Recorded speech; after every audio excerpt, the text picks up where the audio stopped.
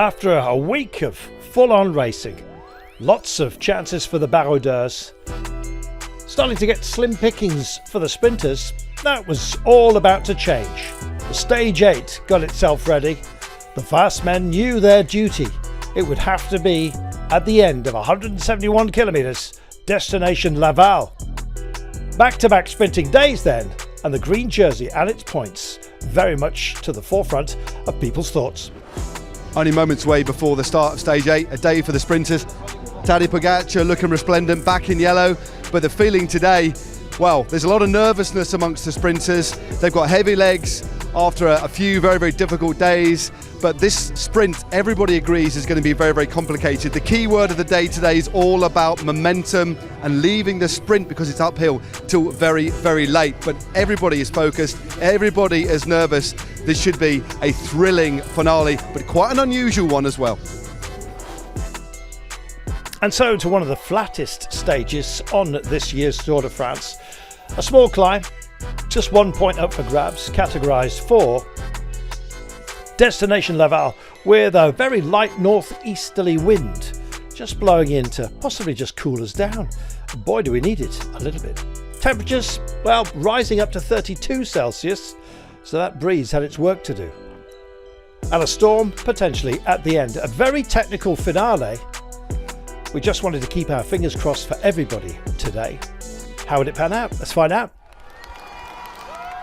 Well, kilometre zero came, and kilometre zero went. But a break didn't. No, it was almost locked down at the front. And after being held at around 90-second margin, which seems the fashion in this race so far, nobody really wanted to take it on. It was just too much to ask. And with the intermediate sprint implanted quite a long way down the road, it meant that the temptation to go up the road was neutralised. And so a long day in the saddle. The intermediate sprint would rise up with 85 kilometres already under their belt of the 171.4, and you could see that Milan, who was carrying the green jersey on behalf of Tadej Pogačar, who owned it after victory the day prior in the Mur de Bretagne, he wanted that back good and proper. He was in a serious mood. Tadej himself shooting the breeze with João Almeida, who thankfully looked an awful lot better after his crumple yesterday, carrying a broken rib. Well, time to go racing for the fast men, and for the first time Tim Merlier actually got himself involved, the European champion, with an intermediate sprint. But you could tell just by the demeanour across the line, Jonathan Milan was not going to cede points here, wanting that green jersey back. And suddenly, with just 80.5 kilometres remaining, Team Total Energies honoured the race and got themselves off and up the road.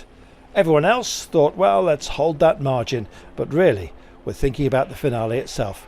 The terrain started to pitch and toss. There was a King of the Mountains point up for grabs, but Bergedorf and Verscher doing their fair share, I think you might say, of the work.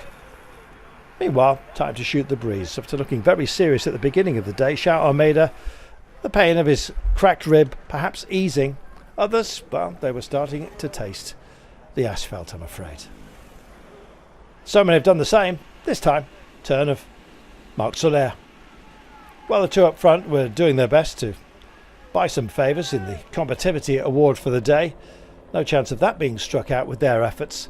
But the pace was picking up and teams were getting themselves into colour order, and this was going to be about those sprinters who were nice and powerful in sketchy circumstances, but also with a terrain that would pitch up towards the very last.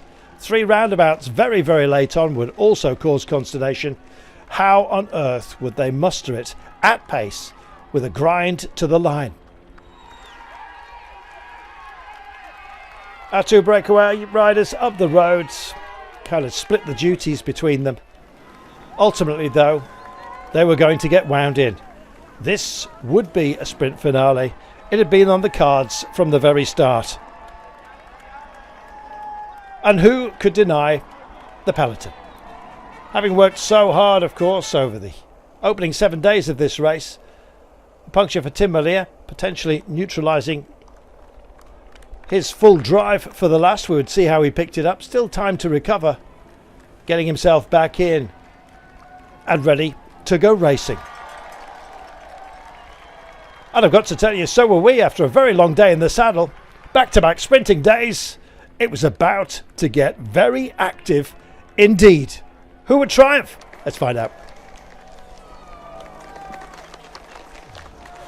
50 minutes into the final few hundred metres. Van der Poel with that very big lead out. It's Stewart in the end who's leading out. Ackerman who's made his way up. Van Aert's there as well from the bed behind him. And that's it now. And now we go on through the centre. It's in the green. It's Jonathan Milan with that start of his first Tour de France stage. Is in watch. But look at Wout van Aert. He's still on the wheel. He can't get round. It's gigantic stuff from the big man himself. And mighty Milan has his first Tour de France stage win. Well, he'd done it, of course, before, but not at the Tour, and this was absolutely magnificent. Jonathan Milan, in his pomp, and absolutely delighted to have achieved this feat. An amazing sprinter, wears green on behalf of Tadej, now, of course, back in it, good and proper. Well, 4 stages of the Giro D'Italia to his name, and now adding to that tally here at the Tour de France. Brilliant rider, an absolutely dominant finish today. Superb job, Milan taking it ahead of Wout van Aert, Caden Groves, Ackerman, Arnaud Delis. Nice to see him back. Nation top 10, top dog, Milan. Yeah, you know, I think I didn't still understood what we did. You know, to come with some expectations and some dreams to bring home. Then, you know, to predict them and to bring them home they're two different things. But I was confident with the team, and was dragging up so much the last kilometer and a half.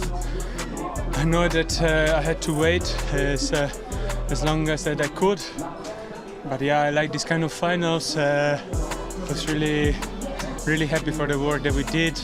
We really deserve it. Absolutely true. Maxing out the points, not only at the intermediate but also at the very end, and leads that competition now by a margin of 36 points.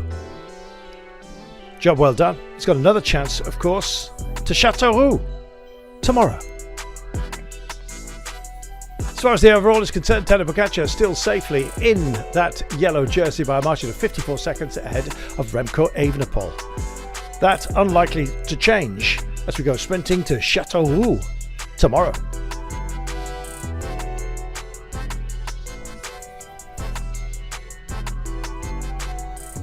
And let's take a look at that. Chinon, traditionally a red wine that you put in the fridge. Tomorrow is going to be hot. Central France, of course. As we head inexorably down towards the Pyrenees, another sprinting day before the land kicks up, of course, on Monday, 14 Juillet. First, we've got to deal with this. Pretty similar distance to today, 174 kilometres. No mountains points up for grabs, but an early sprint should mean it starts lively. See you then.